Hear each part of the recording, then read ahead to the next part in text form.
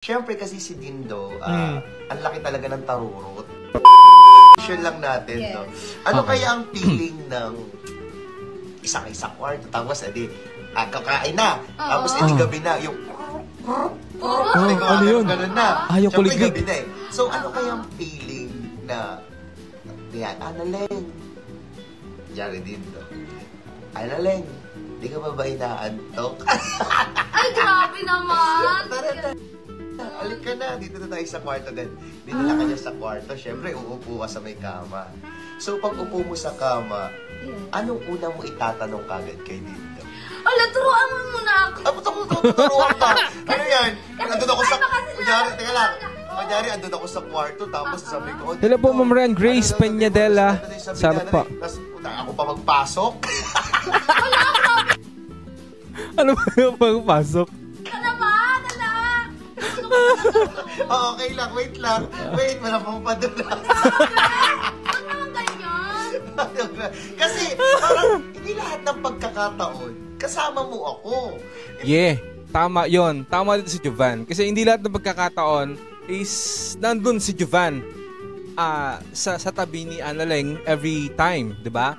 Kasi, kailangan din ni Analeng ng privacy. Kailangan din ni Analeng ng privacy. Lahat tayo kailangan natin ng privacy. Kung ayaw natin na yung tao ay magre-rebelde, kailangan kahit papaano sa isang araw niya meron siyang laya na magsolo at kung ano yung gawin niya, pero kailangan tama. Di ba kadakdak? Dapat ganun. Hindi kasi pwede yung araw-araw nandyan ka sa tabi ng tao. Papaano na lang yung private life ng tao? Siyempre, mahihirapan din siyang kumilos kasi iniisip niya para siyang sinasakal sa leeg, mga kadakdak, di ba? At tama dito si Jovan kasi nga kailangan niya ng privacy ni Analeng, di ba? Kailangan ng privacy. Hindi pa pwedeng sa lahat ng oras kasama ni Jovan si Analeng. Yun ang magaling. Yun yung dapat. Yun yung tama, mga kadakdak. Palakpakan naman tayo dyan, mga kadakdak. Yeah. Hindi lahat, kunyari, ito si Dingdo, ako, ikaw to, tapos nasakit na ako. Hindi naman sa lahat ng pagkakataon, pag privacy na. Yeah. Siyempre, sinabi naman sa akin ni Dingdong, nakaraan, diba? Personal niya akong kinakausap bilang respeto. Actually, si Dingdo kasi mas marespeto. Sabi niya sa akin, Kuya Jovan, sana arkilahin mo 3 kwarto. Nagulat ako, ba't 3 kwarto? Para isa sa amin. Alam mo, Mahanabel, shoutout po. Personal din na sa akin hiningi yung double date na pag nasa SM na tayo, maghihiwalay-hiwalay tayo. Ay, totoo? Hiwalay kayo. Oo! Ay, totoo? Tapos, magkita na lang tayo. Siguro ilan hours lang ba yun? 1 hour? 2 hours? Siguro mga 2 hours lang. Ay, totoo. Hindi ko... Quickie yung tawag doon, mga kadakdak. Magki-quickie muna. Pero hindi natin alam kung saan sila pupunta kasi pag naghiwalay sila sa mall, ibig sabihin, may mga kanya-kanya silang gusto na puntahan. Hindi kasi pwede, mga kadakdak, na kapag nandun si Analeng at si Dindo, nandun din si Sherina at saka si Jovan, parang syempre magkakaroon ng pigilan magkakaroon ng kontrolan. Ang mangyayari para walang kontrolan, para magawa nilang pareho yung mga nangyayari at gusto nilang gawin, kailangan muna nilang mag-split up para mas masarap sa pakiramdam. And then kanya-kanya na lang sila ng kuha ng picture or ng vlog. Para at least, in time, pag nagsabay silang mag-upload, ito yung ginagawa pala ng dalawa. O ito pala yung ginagawa nila Jovan. Ito pa yung ginagawa nila ng Lindo. Diba? Ng Shervan. Ng Lindo. O, at least, alam natin, updated tayo. Mas maganda yun. Tsaka mas merong mas may quality. Kung tawagin, quality. Diba? Quality ang tawag doon, kadakdak. Quality time. Yun ang gusto nilang mangyari. Wala. Hindi mo sa akin sinasabi agad, Sabi mo, Diba yung tsura ni Annalyn dito, no? Parang alam mo, nagulat siya. Pero, ang maganda kasi dito, good problem kung tawagin. Diba may mga bad problems? Ito naman, yung good problem kay Annalyn, na sinabi ni Dindo, yung paghingi ng double date, and then split up. Good problem yun, kadakdak, para kay Annalyn. Ay, tapong lihim ka. Hindi, syempre gusto ko rin na nakikita ng mga followers natin sa SOCMED na yun yung mga nangyayari. Oh, yeah. So, syempre, need rin nila ng update, di ba? Yeah. So, baka may mga nasisipa na dyan. Ala! Di ba? Oh, So, ayun nga, tawag dito. And then, ano bang magiging imagination Eto na. mo kapag nandun na kayo sa kwarto. Ano ba? Hindi. Kwarto. Teka lang. Straight to the point talaga to mga kadakdak si Jovan. Kwarto ang pinag-uusapan mga kadakdak. Ito na yung tinatawag na quickie time. Quickie time? Ano yun?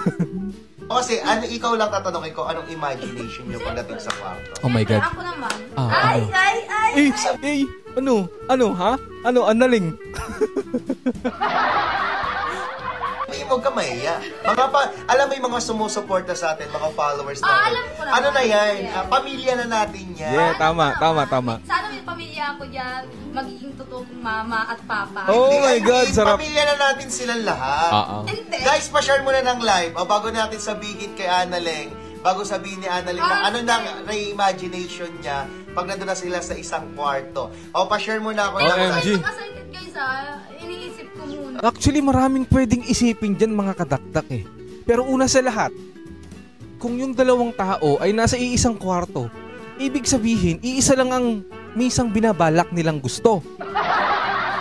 Diba? Siyempre, yung magkaroon sila ng masinsinang usapan. Kayo naman, no, yung mga iniisip nyo naman eh. Yung masinsinang usapan, mga kadakdak natin dyan, yun yung pinakamasarap na pwedeng mangyari sa kanila. At higit sa lahat, habang usap sila ng usap, palalim ng palalim yung pinag-uusapan. Siyempre, ititignan mo muna yung oras. Pag yung oras na yon ay malapit na, kailangan gumawa na ako ng hakbang. Kinikilig ako, ano ba nangyayari? Ini-imagine ko na wala pa nga eh. Nai-imagine ko na, kadaktak eh. Giovanni, come here. Ay, napang. Oh, yeah. Oh, yan. Di ba? Mas kwela pag si Giovanni ang pumapasok. Ayan na. Siyempre kasi si Dindo, ang laki talaga ng tarurot. Diba? Kadaktak dito ako natatawa, sabi ni Jovan. Ang laki daw ng tarurot. Ang laki ho ng anito ni Dindo. Totoo lang talaga. Hindi naman talaga may pagkakaila mga kadakdak. Ay, nakasama ko rin yung si Dindo ng matagal na panahon. And yun talaga ang isa sa maipagmamalaki din talaga ni Dindo. Bukod sa matangkad siya, matangkad din yung anito. Bumabase lang sa height ni Dindo yung anito niya. Oo. Yung reaction dito ni Annaleng, parang parang may takot eh. Parang may kaba na nararamdaman si Annaleng dito mga kadakdak ng pagkakasabi niya, Ay, naku ba. Actually, alam mo yung pag bumibisita siya rito, tapos ako, experience ko lang bilang Giovanni na FYI, for your information. Pag si Dingdong kasi, pag pumupunta rito sa atin yan, ang bango-bango, tapos tawag dito, tapos nag-shower. Oh, yeah. Tapos pag lumabas siya sa banyo, ay! Ay! Anak ng taruro. Tignan niyo yung reaction dito ni Annaleng mga kadakdak ko. Yung reaction ni Annaleng dito na hindi matatawaran sa totoo lang. Kasi sa totoo lang mga kadakdak, si Annaleng parang nalula talaga siguro sa mga nangyayari. Ano pa siya, pa-close pa siya ng mouth habang tumatawa mga kadakdak. May pagka-sophisticated yung datingan dito ni Annaleng.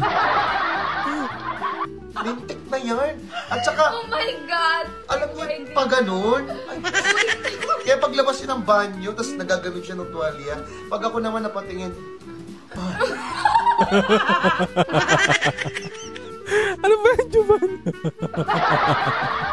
Namamagnet yung nguso ni Jovan kapag napapatingin si Giovanni. Hindi pala si Jovan, si Giovanni. Namamagnet yung nguso dito ni Giovanni kapag napapatingin sa anito ni Dingdong. Alright! Grabe naman, huwag kang Tignan mo si Annaleng, oh. likatagyakan kaya kita sa kalangala.